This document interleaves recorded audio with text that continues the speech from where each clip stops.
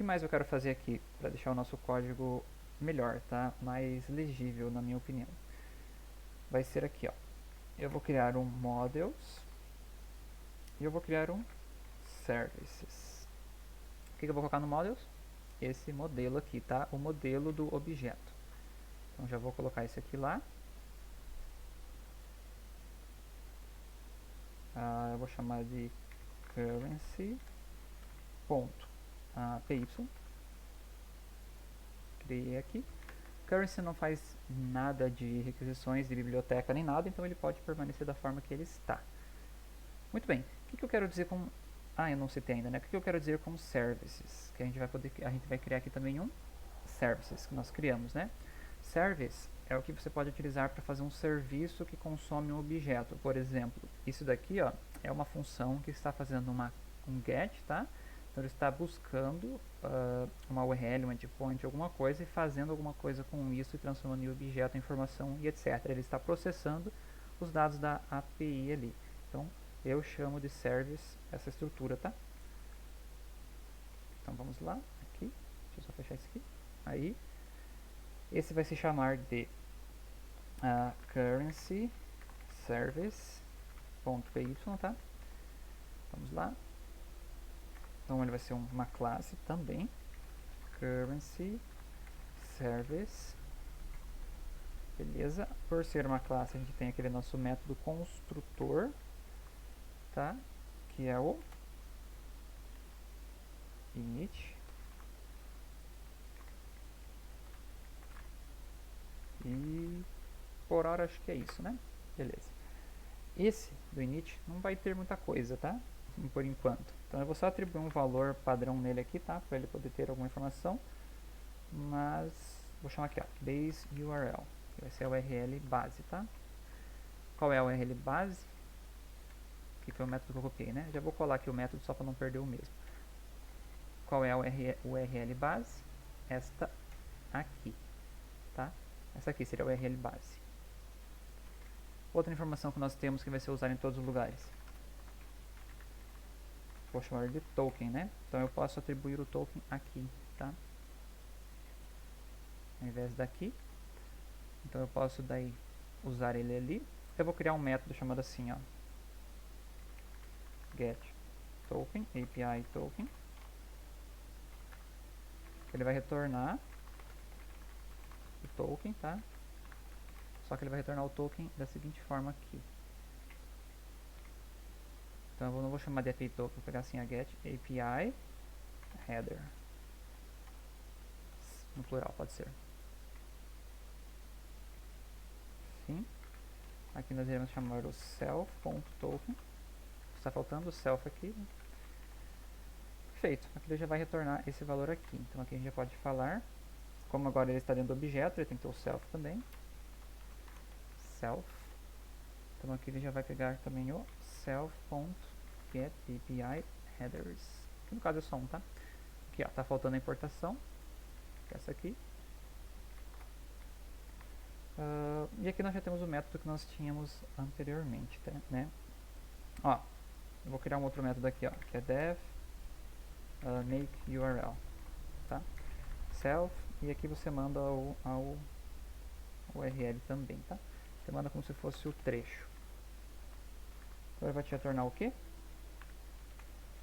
Vai te retornar self.base URL e o que mais? O que você informar, tá? Como é o que você informar, você pode informar nada por padrão, vou deixar assim, tá? Então o que você falar ali, ele vai fazer, tá? Então agora na URL a gente pode mudar aqui para um self.make URL. Qual é o finalzinho que nós queremos? Apenas este daqui, tá? Então vou deixar assim. E percebam que existem diversas formas de você fazer o que eu acabei de fazer aqui, tá? Você pode definir o seu objeto da forma que você achar melhor. Essa, vamos dizer assim, como se estivesse lendo uma literatura, tá? Essa é a minha forma de ler, a minha forma que eu gosto de aplicar, tá? Muito bem, o que está faltando aqui? O currency, ele está vazio, tá? Então a gente vai importar esse currency. E no Python, para você importar, você deve informar aonde ele está vindo, tá? De onde ele vem. Então é do models. Qual é o nome da classe? Currency, porém, currency minúsculo, tá? Então, currency, import, agora o jeito que eu quero que ele seja, tá? Currency, que é como eu informei ele ali. E aqui estamos importando e está funcionando, tá? O que falta fazer agora? Aqui, fazer alguma coisa. O que seria? Importar o nosso currency service, tá? Então vamos lá. From services.currency service, lembrando, tá em snake case, né? Separado pelo underline. E agora eu chamo ele do nome que eu quero. Currency service. E beleza, eu tenho a instância não, eu tenho a chamada do objeto, só que aqui ele está estático, tá? Eu não utilizo nenhum desses métodos aqui como estático, então eu inclusive utilizo ele, ó, a nomenclatura de um objeto que você deve instanciar, porque isso aqui é chamado quando você instancia o objeto, quando você cria o mesmo, tá? Em outros idiomas seria new, aqui você não precisa chamar pelo new, mas novamente, isso aqui só pode existir quando você instancia, tá? E no nosso caso aqui ele é essencial. Então, eu vou simplesmente instanciar esse aqui. Vou instanciar aqui dentro desse, vamos chamar desse contexto, tá? Então vai ser o nosso currency service, que vai receber o currency service. O que mais? Quero chamar ele aqui. Vamos analisar se está tudo certo e se ele está fazendo tudo da mesma forma. Ó, ele está informando que faltou. Por quê? Porque eu coloquei um import, tá? Aqui é from. Opa, é o contrário. Ah não, está certinho. Deixa eu ver o que ele está reclamando. Import models currency de currency. Então, é aqui, ó. Então aqui é um from. Muito bem, USD BRL. E aqui nós temos a nossa API funcionando da forma que nós já sabíamos que ela estava funcionando, tá? Perfeito. Próximo método que eu quero fazer. Vou até copiar tudo que está aqui, tá? Eu vou chamar ele de get all available currencies, que é buscar todas as moedas disponíveis, tá? Lembrando que a gente vai fazer isso a partir daqui, dessa aqui. Então, isso aqui a gente só usa agora o finalzinho do trecho, né? Então a gente vai informar ele aqui. Não precisamos concatenar o F, vamos mandar os headers, embora não faça diferença. Já sabemos que ele vai retornar aqui. Não vamos mais trabalhar com a chave, e sim com um resultado, que vai ser um array, tá? Então vamos lá. Primeiro ponto. Vou fazer assim. Eu vou chamar de response array, vai receber um array. E agora nós vamos começar a trabalhar com eles, tá? For. Aqui você já pode chamar de currency, tá? Por quê? Porque nós estamos falando que é para esse valor dentro desse content. E nós sabemos que aqui a estrutura é essa, tá? Assim, então o que vai ser o win? Isso daqui. O que vai ser o que seria, por exemplo, se você fizesse content currency, o que está aqui dentro, tá? Se fosse um objeto, se fosse o que ele é, um texto, qualquer coisa, ele estaria pegando assim, tá? Então a gente vai só usar o currency ali. Então eu quero agregar, tá? Eu quero adicionar aqui dentro o currency, que é response array, né? E com isso eu retorno um response array. Aqui eu vou retornar vazio, tá? Não vou falar que a requisição falhou, porque isso daqui a gente vai utilizar diretamente para consultar se existe ou não algum dado, tá? Dentro desse array. Então eu vou consultar diretamente dentro dele, tá? Então muito bem, aqui ó, já vou chamar todos, ó. Available currencies. Aqui. .get all available currencies. E beleza, aqui a gente consegue todos eles, tá? Como que a gente pode fazer para testar agora se esses valores estão corretos? A gente pode vir aqui, ó, no from currency, fazer um assim, ó. Se o from currency estiver dentro, tá? Exatamente o que significa o win. Estiver dentro desse available currencies, que nós sabemos que é um array, tá? Então, se existir esse index lá dentro, esse valor, o que ele vai fazer? Ele vai saber que está certo, tá? Mas se não existir, aí vem a questão, tá? Então, se eu não me engano, seria not in. Se não estiver lá dentro, ele vai falar erro. E vamos dar um return, tá? Só para matar o nosso código e vocês verem que a validação ela está funcionando, tá? Então, a gente sabe que o BRL funciona, mas a gente sabe que BRL está errado.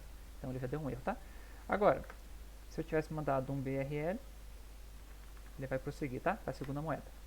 E quando eu dou um Ctrl C, ele mata o código dessa forma e fica assim, tá?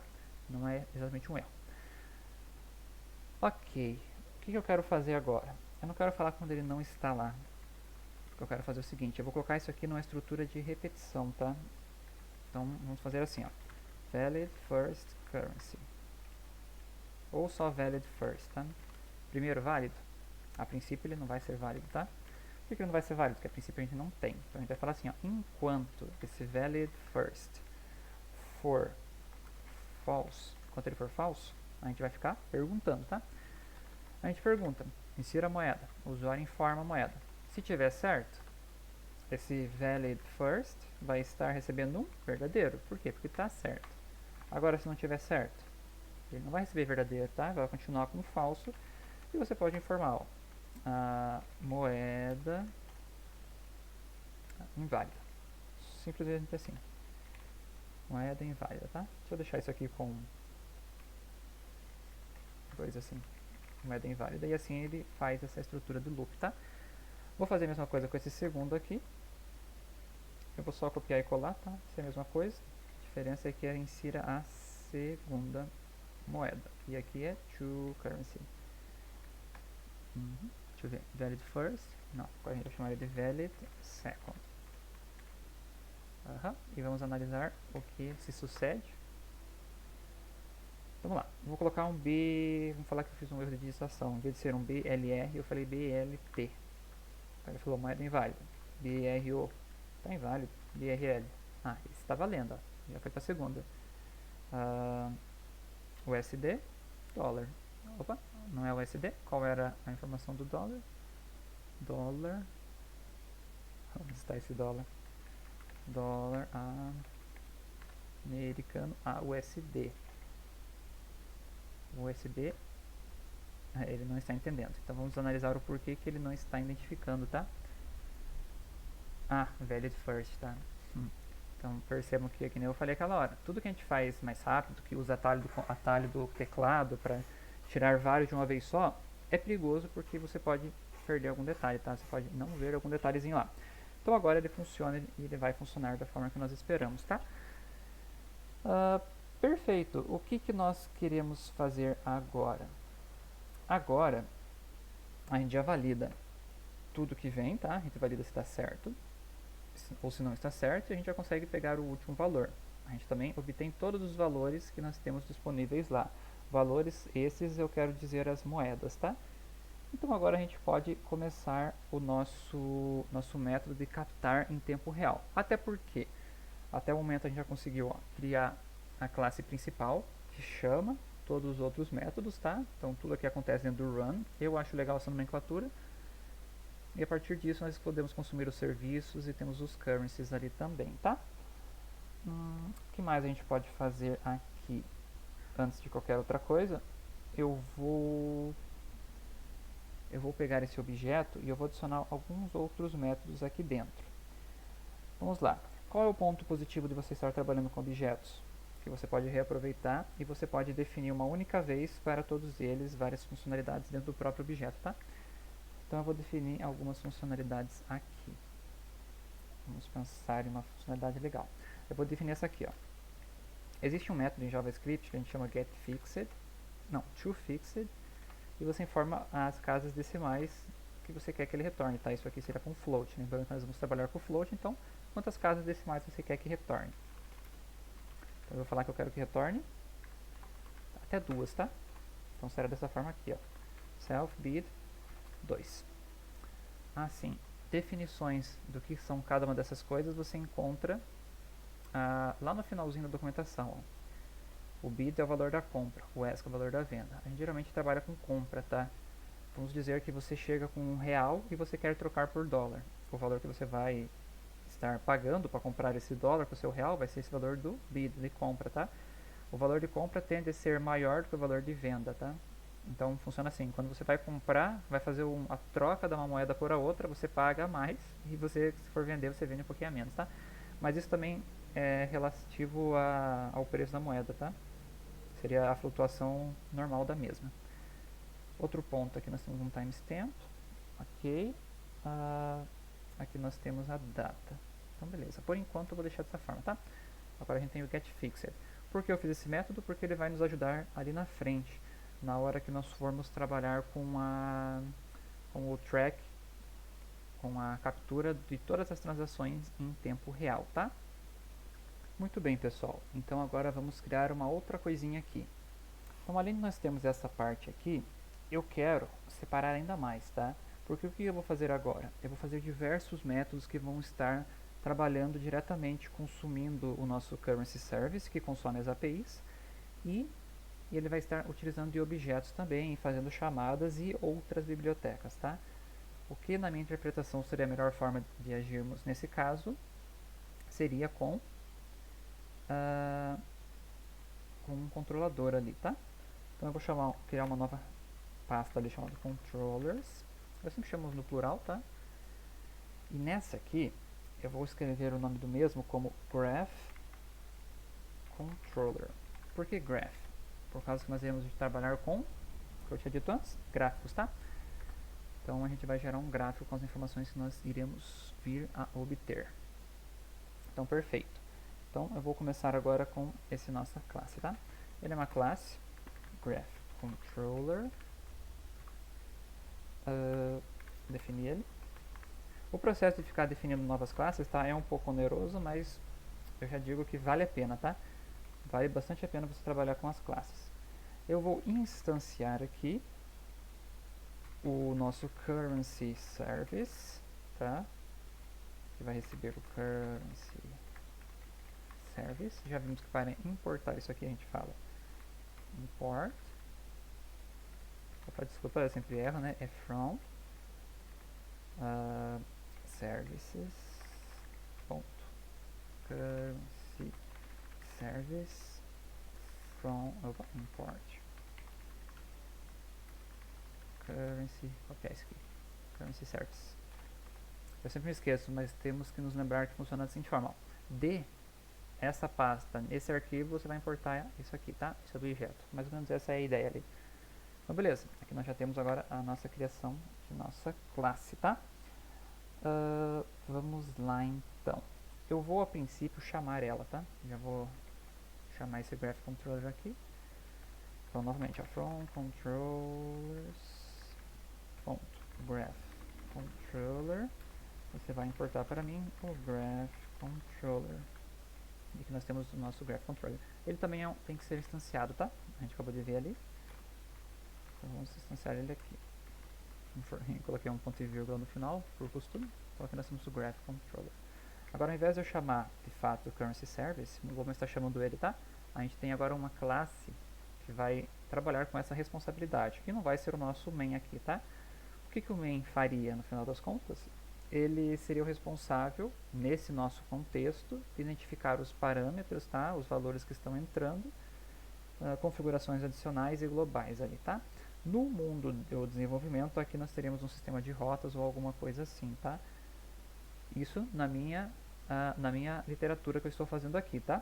Eu estou fazendo parecido com uma aplicação Node, por exemplo, que é um estilo que eu gostei de trabalhar com. Então, beleza, aqui nós vamos chamar o método track currency. Não existe esse método ainda, tá? Mas eu vou chamá-lo aqui só de início. Então, from currency to currency e perfeito. Aqui nós estamos chamando ele e até então acabou, tá? Não utilizaremos mais essa parte. Opa, eu falei que não ia utilizar aqui, nós estamos utilizando sim, tá? Então, vamos mantê-lo aqui. Simplesmente por causa dessa questão, tá? Mas, no nosso contexto, poderíamos também pegar do próprio Graph Controller, tá? Eu vou pegar do próprio Graph Controller. Não, vamos consumir o Currency Service, senão a gente vai ter que perder um tempo ali fazendo isso. Mas até então você poderia ter um outro controlador para isso, tá? É sempre legal deixar tudo bem definidinho. Currency Service. Vamos importar o Currency Service também. Então vamos agora fazer esse método track currency. Então, self, from currency, vírgula, to currency, dois pontinhos e vamos começar. Então, vamos lá. Aqui nós iremos trabalhar com um gráfico, tá? E para esse gráfico haverá algumas informações que serão necessárias passar para eles, tá? Vamos ter que informar a duration, que vai ser a duração da nossa análise ali, tá? Da API. E o interval, tá? Então, vamos lá. Times, seu tempo que nós teremos ali. Os velhos serão os valores que estarão dentro deste deste gráfico, tá? Vamos fazer um false e aqui vamos dar um start time, que vai ser o time da hora atual. Isso aqui nós iremos importar, tá? Então import time, perfeito. E agora sim, nós iremos começar o nosso gráfico, tá? Então aqui, vou chamar fig x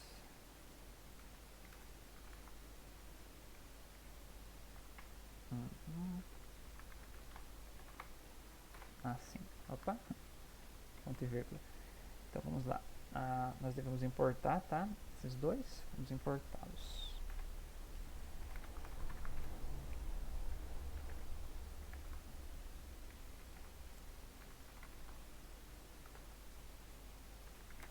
LPLT. Já vou importar também, caso utilizemos o datetime. Detalhe, tá? Essa daqui vocês devem importar.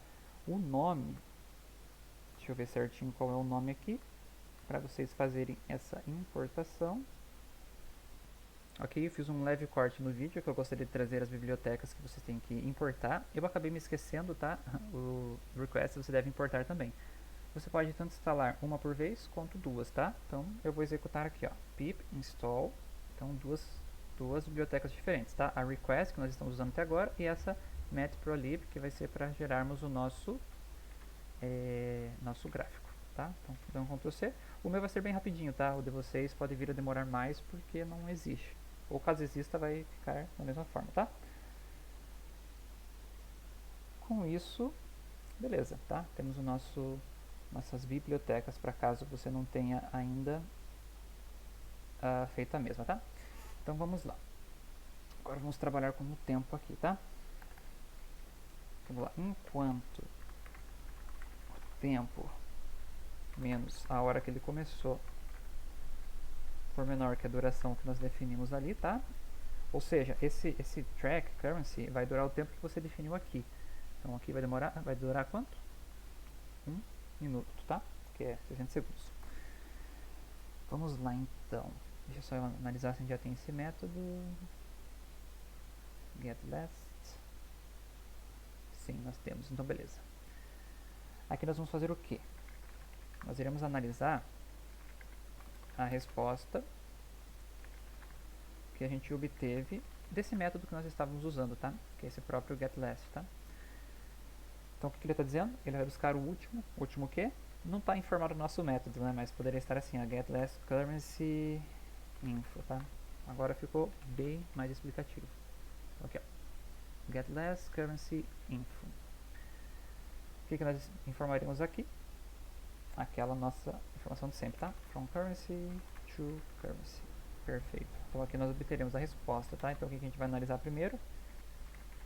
Se nós temos a resposta e se nós temos o bid da resposta. Lembrando que o bid é o valor da venda, tá? Então aqui a gente vai ter o nosso current. Está. A gente vai ter aqui, ó, current time, que vai receber um time ponto ftime, esse aqui, ftime, beleza. Então vai ser a hora agora para algum formato que a gente definir, que vai ser a hora, tá? Os minutos e os segundos, tá? Ele vai definir com dois números, tá? Vai ser, por exemplo, 8 horas da noite, 08, tá? Beleza? Então aqui a gente vai acrescentar ao nosso nosso array aqui do tempo, tá? Beleza. Então vai ser esse current time, que ficou por fora, para dentro. E nos valores, a gente vai acrescentar o que aqui? O valor do nosso byte, tá? Ou bit. Perfeito, lembrando que eu já transformo ele na hora que ele entra no objeto em um float, tá? Então aqui a gente não tem nem que se preocupar se ele é um float. E aqui ele já verifica, ó, se ele for um nada, tá? Um none, se é isso aqui, já não cai ali, tá? Tá, aqui a gente vai dar um print só para dar uma debugada, tá? O que está acontecendo.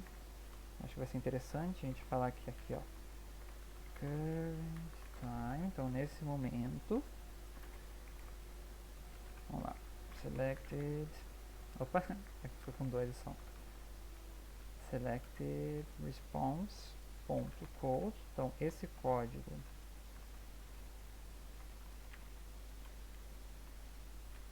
com esse daqui, eu vou colocar acho que assim vai ser melhor pra gente seguir o nosso padrão, não, vou deixar assim mesmo, com uma barra pra cima, tá? Aqui, a gente vai informar que subiu para este valor aqui, selected response.bit, tá? Ó, eu coloquei, opa, aqui 2 pontos, eu coloquei o RS porque eu preferiria trabalhar com o RS no final, com o RS no sentido trabalhar com um real, tá? Todas a primeira informação do código eu prefiro trabalhar pelo real, mas aqui, ó, caso você não tenha certeza, você deveria verificar isso aqui de outro lugar. Você poderia, por exemplo, ter definido que, por exemplo, se for USD, você vai ser só com esse aqui. Se for o real, vai ser esse aqui. Se for o euro, eu já nem me lembro qual que é o valor, qual que é o símbolo do euro, tá? Mas se for o do euro, você definiria outro símbolo. Então aqui, ó, já vou começar com o real, tá? Só para ficar mais fácil da gente analisar. Tá, beleza. Então vamos lá. Se o último valor, tá, que a gente recebeu for false, lembrando que a primeira vez sempre vai ser verdade, tá? E se esse nosso valor aqui, ó, agora eu vou usar minha funçãozinha que eu tinha citado aquela hora, getFixed, for diferente do último valor, o último valor vai receber esse selected response.getFixed. E por hora, simplesmente é isso, tá? Então, selected response getFixed. Esse nome existe, sim? Sim. Aqui. É que eu não estou usando nenhuma extensão, tá? Por isso que ele está ficando dessa forma o código. Fica um pouco mais difícil de ler, tá? Se não, o último valor vai ser igual ao selected response.getFixed. Muito bem, explicando só essa parte do trecho para vocês, ó. Se ele for falso, o último valor, se for diferente de falso, ele vai vir aqui. Ou seja, a primeira vez ele vai ignorar. Na segunda vez que ele faz esse loop, que é o intervalo de 5 segundos ali, tá? Depois de 5 segundos, sendo que 60 dividido por 5 vai dar 30. Então ele vai fazer esse loop aqui 30 vezes antes de acabar o nosso script. Então na primeira vez ele vai cair como falso, depois nas outras 29 vezes ele vai cair aqui. Então o que ele avalia aqui? Se o valor que veio agora, que é o valor que a gente achou aqui, ele é diferente desse último valor. Se ele for, ele vai adicionar ele aqui. Por que eu fiz isso? Porque no futuro, né, no finalzinho, depois que a gente executar o nosso gráfico a primeira vez, aqui a gente pode tomar alguma ação. Qual vai ser a ação? O que acontece quando você acompanha uma cotação e ela atinge um certo valor, ou ela aumentou alguma coisa, ou diminuiu o valor, você recebe uma notificação, tá? Então aqui a gente vai notificar. Então, notify user, mais à frente eu mostro pra vocês ali como a gente vai fazer essa notificação, tá? Vai ser de uma forma bem simples que eu encontrei e que no futuro virará um vídeo também, tá? Então vamos lá. Agora sim eu vou começar a criar esse nosso gráfico, tá? Lembrando que eu chamei aqui ó, AX, o eixo dele, tá? Então vamos lá, ax.clear. Agora aqui que a gente vai desenhar ele, tá? Então tempo, valores, vamos setar um marcador, pode ser um O,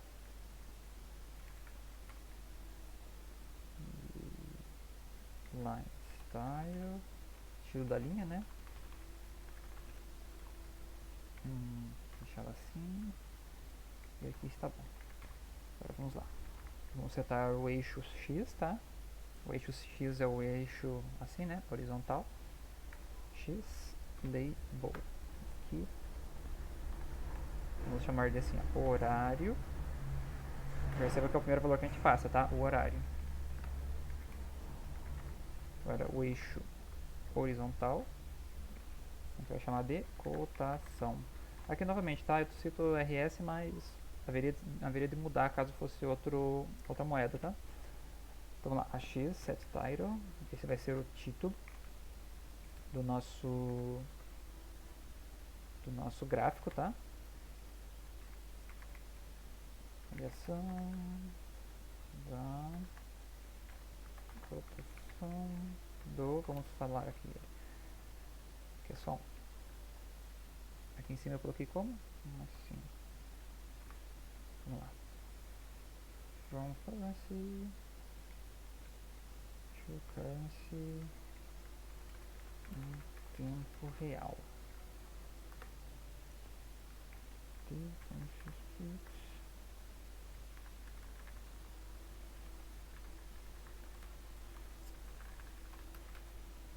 Uma rotação ali.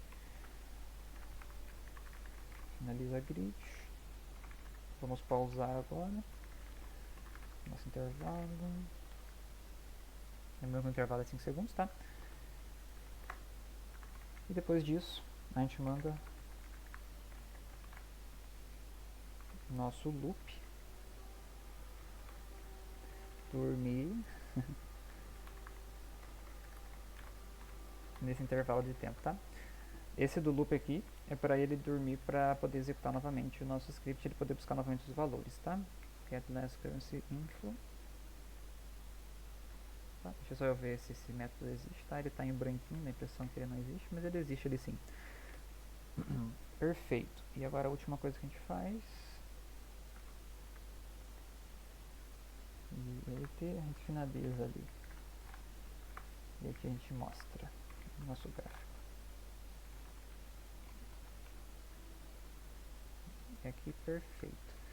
Eu vou deixar com essa separação aqui mesmo, tá? Perfeito. Então vamos deixar o nosso método assim por enquanto, tá? Vamos testar o que acontece aqui. Ele vai supostamente criar o nosso gráfico, tá? O date do datetime ele não está trabalhando porque ele está mostrando a data em minutos só, né? Mas tudo bem, mantemos assim. Python main.py, né? Agora perceba que ele vai solicitar as informações. Então eu vou fazer BRL, USD. Só que agora ele vai abrir o gráfico para nós, tá? Então olha que interessante, ó. Aqui foi o primeiro tick, tá? O primeiro loop que ele fez. Ele nos informou. Ele montou aqui, ó. Ficou um pouco oculto. Deixa eu ver como é que eu posso fazer para aumentar isso aqui. Sim. Ó, perceba que ele já está crescendo, ó. O primeiro foi 16,1642, 42 segundos. Agora 16,1653. Perceba que o dólar deu uma caída ali, tá? Ó, e ele continua caindo. Então o primeiro que nós tivemos ali, ele começou com 5,26, 5,27 mais ou menos, e já caiu agora para... Eu tô achando que essa variação que ele teve aqui foi muito alta, tá? Tá falando que ele caiu para 3,50. Acho que aqui ocorreu um erro no nosso arquivo. Ele está trabalhando errado ali, tá? Tem alguma coisa errada nessa lógica. E eu acredito que seja por causa do TrueFixed, tá? Eu vou tirar esse TrueFixed e vamos ver se nosso gráfico funcionará diferente. Tirar o TrueFixed. Vamos analisar se agora ele funciona melhor. Se funcionar certinho, eu vou informar o porquê que eu coloquei o TrueFixed, tá? Que eu achei que ele seria USB, que eu achei que ele seria necessário, mas aparentemente ele não deu certo ali. Então beleza.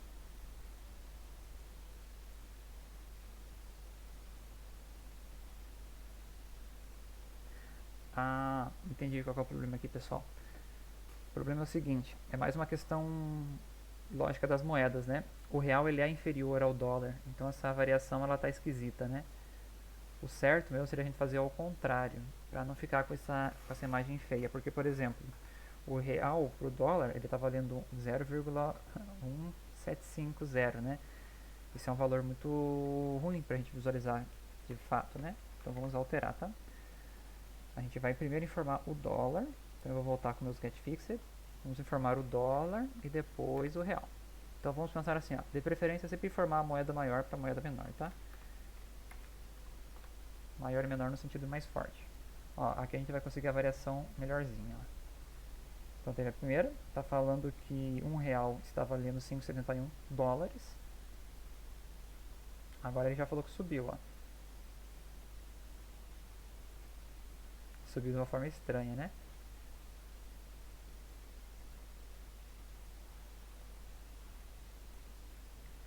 Agora ele já se achou novamente, ó.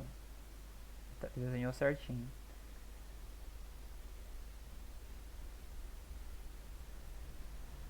Agora ele desenhou certinho de volta. Perceba que a variação ela é muito pequena, tá?